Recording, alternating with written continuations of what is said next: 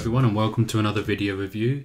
Today I'm going to be looking at this, the Targus Bluetooth laser mouse for the Mac. And here it is. Now the reason why I wanted a mouse for my MacBook Air is because, well, I want to play some games, and using the trackpad, as great as it is, it's nothing quite beats feeling a mouse in your hand and using a real physical mouse rather than a trackpad. Like I say, it's my first laptop, so I wanted to have a nice transition between a desktop experience and a mouse. And and a laptop. Let's have a look at how I actually get this thing working. So we'll try and do this in real time just to show you how it works. Batteries are in there, recyclable and rechargeable. Let's switch it on. Go to the Mac, turn the Bluetooth on there. Hopefully. There are some drivers that you can download from the Targus website to make it a better interface. And that's it. Just go down to settings and preferences.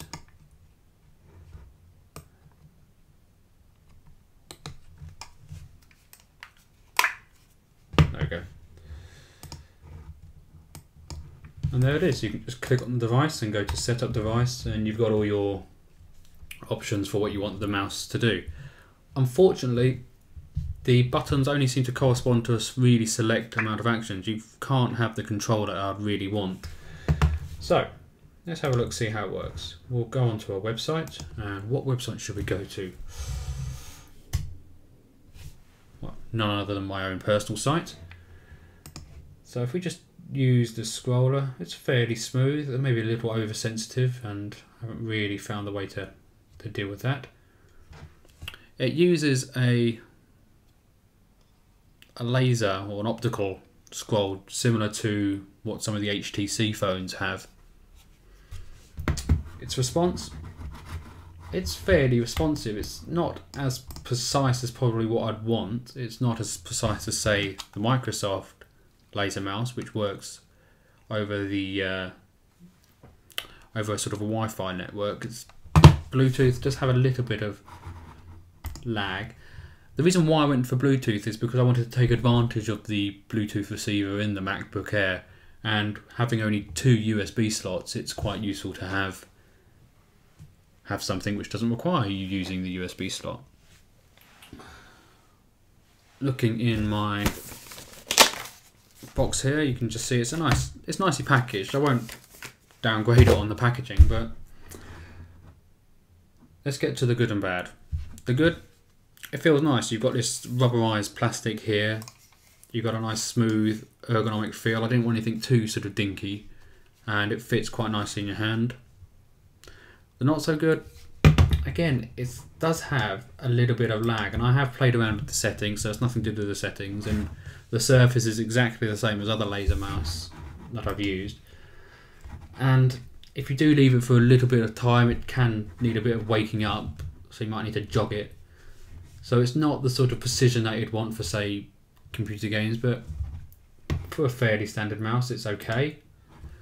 Would I recommend it? Maybe. I mean, if you desperately want a mouse that works over Bluetooth as opposed to using a USB dongle, then yes, it's probably the best you're going to find, because I did spend quite a long time trying to find a Bluetooth mouse, and while I saw some really beautiful USB mice, this was pretty much the only one I could find. So, not a shining review, it has to be said. Oh, sorry. I've mapped these buttons to my volume control because that's pretty much the only function I could find that was useful. It would only let you, on a downside actually, having thought about it, it would only let you use these as forward and back on Safari, whereas I use Chrome. So if I wanted to go backwards and forwards on Chrome, I'd have to use the old buttons up at the top of the screen. Whereas if I was using Safari, these buttons would work. So that's probably another downside, the lack of customization.